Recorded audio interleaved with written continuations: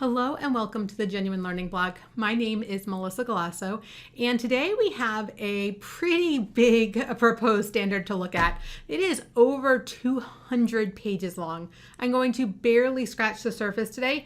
However, I am going to be a little longer than normal. I try to keep everything under 7 minutes, but today I'm just not sure that's possible given the size and the complexity of what we're about to talk about.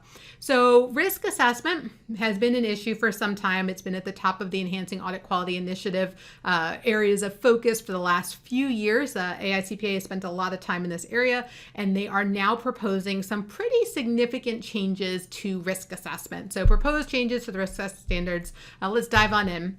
So this came out in August of 2020. Comments are due November 25th. So it's almost a 90-day comment period.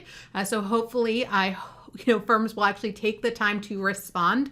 This is a pretty big proposal. It does have some changes in here. It is predominantly a convergence with the ICEs. So the ICEs have already completed their standard, which is going to be the new ISA 315, will be effective for periods beginning on or after December 15, 2021. So that would be calendar 22 year end would be their first shot at this.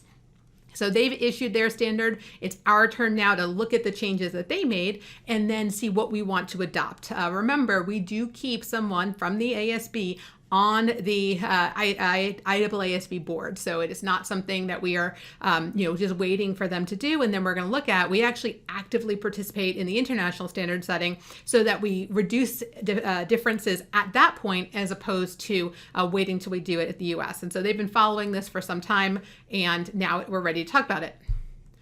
So not trying to make fundamental changes here. So while it is a lot of change, it's not changing our key ideas that underlie our risk assessment, right? We still have control risk, we still have inherent risk, we still have to identify the risk of material misstatement. Those basic concepts aren't changing. Fundamentally, that's a sound way of performing an audit, that you identify your risk and then you respond to those risks by performing further audit procedures. That is not changing. However, what they are trying to do is clarify and to improve in certain areas. So there's been a lot of misinterpretation of the standards. There's been confusion around certain standards. And so what they're trying to do is be responsive and say, okay, well, clearly we didn't write this well the first time. If this is a huge area of focus, what can we do to make this better? One area they also focused on was scalability. We recognize that not every, it's not a one-size-fits-all audit, right? It doesn't work that way. However, it's not based on size. So under the extant standard, we focus on considerations specific to smaller entities, thinking that size is really the driver. And what we're really saying is not size. You can have a really small company that's incredibly complex. I've actually seen quite a few of them, entities that have entered into transactions that are much more complex than a typical entity. And I've seen large entities that have pretty basic business plans. So it's not size that's the driver of complexity or the driver of scalability. It's the level of complexity. So the complexity is going to decide how we scale our risk assessment procedures instead of focusing on size. So there is a concept of what is going to be a simpler version, and it's actually even compared to a more complex version. However, that's going to be in the application material. The other area that they do focus on is some modernization. We recognize that now we have automated tools and techniques and data analytics, and they can be used for risk assessment. They're not necessarily only being used in further audit procedures. And so I've actually seen a lot of this work in some of the efficiency courses that I've been working with Donnie Shimamoto on, which is it's not just for further audit procedures. And so how can we think about them from the concept of being in the risk assessment? So looking at the complex nature, technology, changes in the economy and regulations are impacting risk assessment. And then using these additional tools and techniques. And because the importance of IT, right? Everyone uses IT. Today, because of COVID, right? Zoom is growing in use. Kids are doing all of their learning online, right? Technology is a fundamental part of how we do business. And the standards really needed to reflect the importance of IT. And So we know if we look, there was a recent article out there that firms are not hiring hiring accounting majors, right? There's been a significant drop in accounting major hiring, but a huge increase in other majors, IT and data being two areas of focus, right? If we're going to look at how we're going to do the audit of the future, it's not just the accounting, it's the IT skills. And you're going to see a huge focus here on really understanding the IT. You can't sort of dance around the system anymore. You can't audit around the system. You're going to have to understand the IT. And so we're going to see that growth in this IT area. We also know the importance of professional skepticism, consistent with the other standards recently that came out, 142 and 143. This proposal is going to really try to drive professional skepticism as the key feature here, right? Instead of just being accepting, really pushing on. So you're going to notice in the introductory material, you're going to see clarifications about what it is that we're going to consider. There's going to talk about highlights of some of the benefits, and then it's also going to talk about contradictory evidence, something that came up in the evidence standard.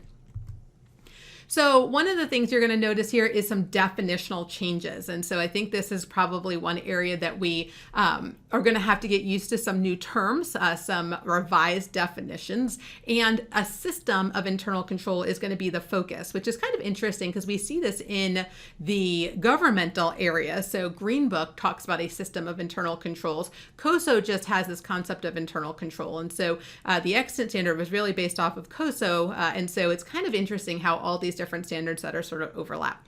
So when we think about this, we need to understand how management has set up its system of internal controls to help us view where we need to focus our attention, right? So internal controls, if we think about it, control risk is one of the biggest features, right? RMM is made up of inherent risk and control risk. So we need to understand the internal controls so that we know where we need to focus. A lot of people think the only driver of our response to risk of material misstatement is to our inherent risk, but that's not true. We're supposed to respond to both the inherent risk and the control risk. So we need to understand the controls to identify where there could be risk. Even if we don't test the operating effectiveness of them, if we know there's a design flaw, we need to be responsive. And so if you've done some of the best practices and if you've taken some of the more difficult risk assessment classes, these are things we've been preaching for some time, just weren't interpreted that way from the standard. So they're being a little bit clearer here. But if you've ever taken one of my risk assessment classes, we always focus on how control risk drives our response. And now we're just being extra clear by stating it in the standard. So looking at these as a driver of our response. It also makes it clear that the overall requirement for understanding it is achieved through requirements that address the understanding of each of the components. So we're going to retain our 5 components of internal control. The order of them has changed a little bit. When we get to the definition, I'll show you that. But we're going to be required to really have certain key understandings. In fact, they're going to tell us what we're going to be looking for in our internal control structure. So you're going to notice some changes in terminology. We're going to see a little bit of movement around. The term internal control as used in the extant standard is actually now the definition updated of this definition of a system of internal control, and we're going to get a new definition of the word control. It also addresses explicitly those 5 interrelated components. So here is our definition of a system of internal control. So the system designed, implemented, and maintained by those charged with governance, management, and other personnel. So you kind of see that the concept here, to provide reasonable assurance about the achievement of the entity's objectives with regard to the reliability of financial reporting, effectiveness and efficiency of operations, and compliance with applicable laws and regulations. So you can kind of see here this COSO definition of a control being now used for a system of internal controls.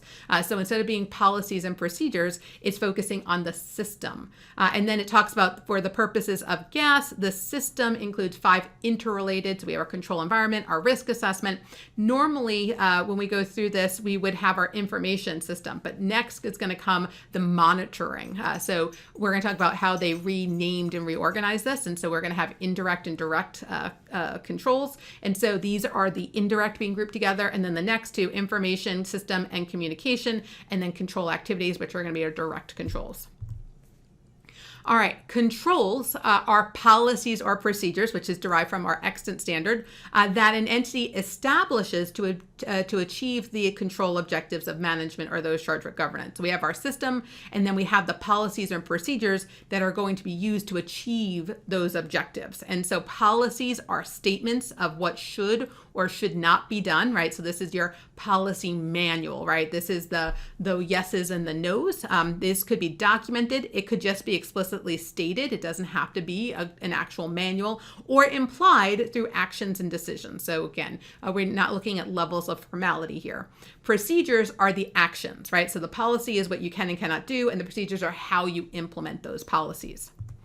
So as I mentioned, they introduced this concept of the direct versus indirect. We maintained that 5, components are appropriate. However, we're now looking at how do we need to understand them? And when we think about it, control environment, risk assessment, and our monitoring process typically do not directly impact the risk material misstatement at the assertion level, right? These are typically what we call entity level controls. And so instead of focusing on them as assertion responses, they're indirect controls. Information system and communication, as well as control activities, are direct, right? These are typically going to address RMM at the assertion level. And so we're going to have responses at this level. So you can see here that focus on IT being a direct type of internal control. So when we look at the change here, we are going to have a requirement to understand the components through identification and understanding of certain controls that address RMM.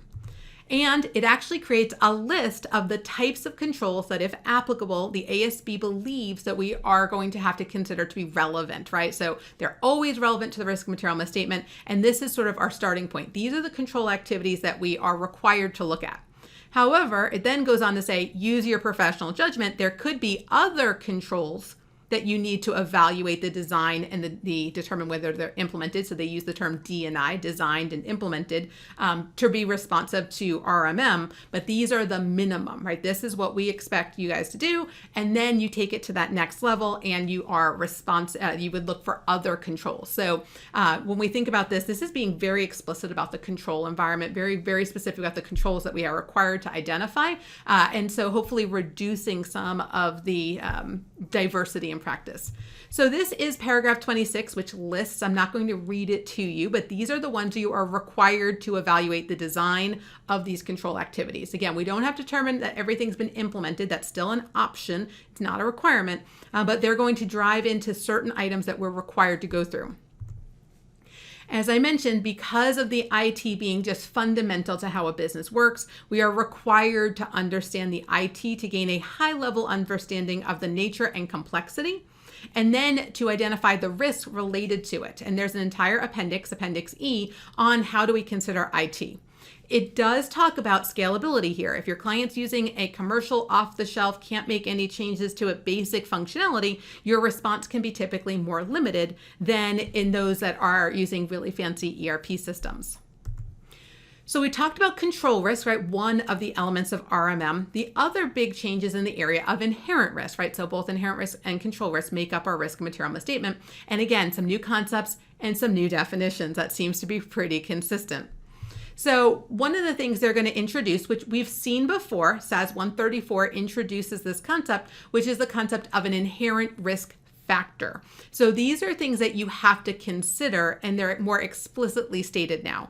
So inherent risk factors are characteristics of events or conditions that affect susceptibility to misstatement, whether due to fraud or error, of an assertion about a class of transactions, account balance, or disclosures before we consider controls. Remember, inherent risk is done separately. So inherent risk, you have to do it without the consideration of control. Control risk is done standalone, and then we combine to get our RMM.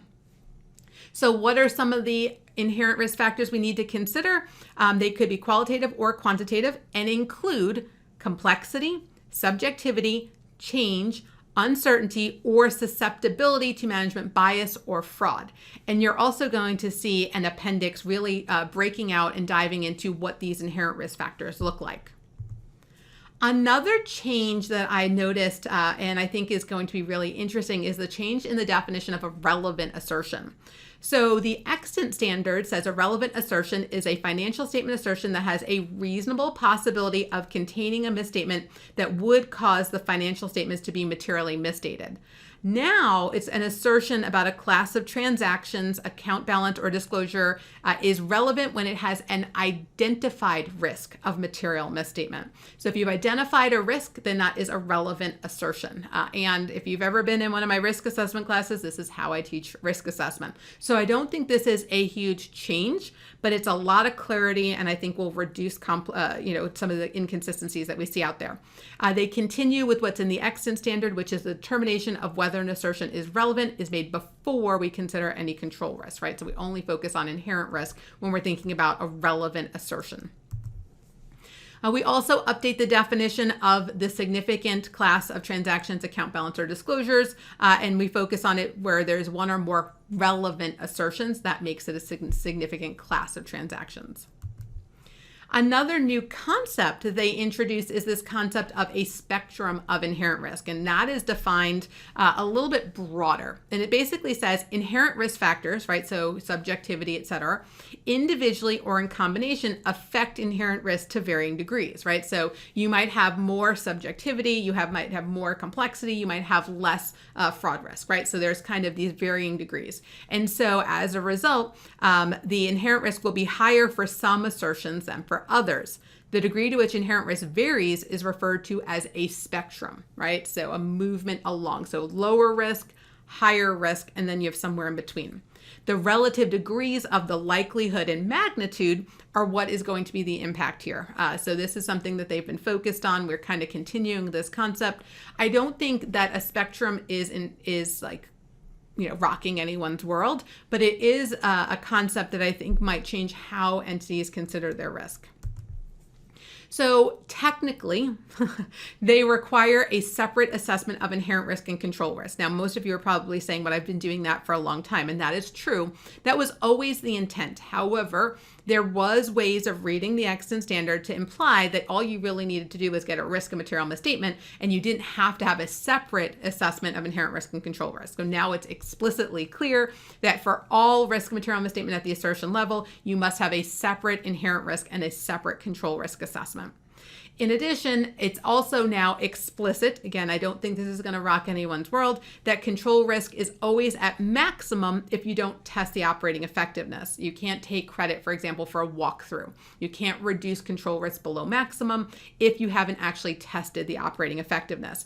This has already also been incorporated into SAS 143. So when SAS 143 came out, they decided to include this requirement of risk factors, of a separate assessment of risk, of focused on this on the control operations, but it wasn't in the actual exit 315. And so we're because 540 came out first, they wanted to make sure they got it in there because it's going to be effective, and then we're going to put it in there for everyone else. So when we think about a significant risk, the extant standard focuses on a response, right? Something that requires a special audit consideration. So it's focused on what you have to do. Now we're going to focus it on the nature of the risk. So a significant risk has a new definition. So it's an identified risk of material misstatement for which the assessment of inherent risk is close to the upper end of the spectrum of inherent risk due to the degree to which inherent risk factors affect the combination of the likelihood and the magnitude of potential misstatement. So again, using almost all the terminology that we've learned so far today, this is going to be on that upper end. It's a higher risk. Now, we've kind of always said this a higher risk in our interpretation, it needed a special audit consideration, but instead of focusing on the response, it's focusing in on the risk, right? The nature of the risk. And also says that, it could have low likelihood, but if the magnitude is very high, right, it's the combination of them, not just one or the other, but how you bring them together. The other way it could be a significant risk is that some other AUC section says so. A new addition, which is also in SAS 143 that's being incorporated into this proposal, is what we call a stand back provision. You have to kind of step back at the end and say, did I get this right? So for material classes of transactions, account balances, or disclosures that have not been determined to be significant classes, then the auditor should evaluate whether that determination remains appropriate. So there's that sort of step back and say, did I get this right? did my assessment, turn out to be accurate at the end of this? So in terms of our response, the auditor is required to design and perform substantive procedures for all relevant assertions related to each significant, instead of, you'll notice here, material, that focus on significant, class of transactions, account balance, and disclosure. So kind of the assessment of inherent risk and control risk being updated, and then this is the response. As I mentioned, quite a few different appendices here. So we have our consideration of our understanding the entity. I really like this appendix, so take a look. Understanding inherent risk factors, so really explaining what does it mean for each of those different factors identified in the standard. Understanding the entity's system of internal control, so a little bit more clarification here. Then looking at the internal audit function, and then understanding IT, and then general IT control. So you can see that focus on IT. So when do we expect this? It would be effective, again, if this is a pass. Right now it's a proposal for audits of periods ending on or after December 15th of 2023. So we have some time. No, you can't ask yourself, are you going to be retired yet? That's my most popular question. No, that's not one of the things that we think about. We want to be focused on getting this through. So we want to encourage you to respond to this. I think it would be helpful if you took a look at it. I know 200 pages can be overwhelming, but this is going to be some pretty significant changes. So I want to make sure that everyone has thought about it. So I apologize for going 20 minutes long. It was really just trying to make sure that you understood the significance of these changes. So I really appreciate you guys sticking with it to the end. So thank you guys so much for joining me. And I hope to see you on a future blog. Have a great day, guys. Bye-bye.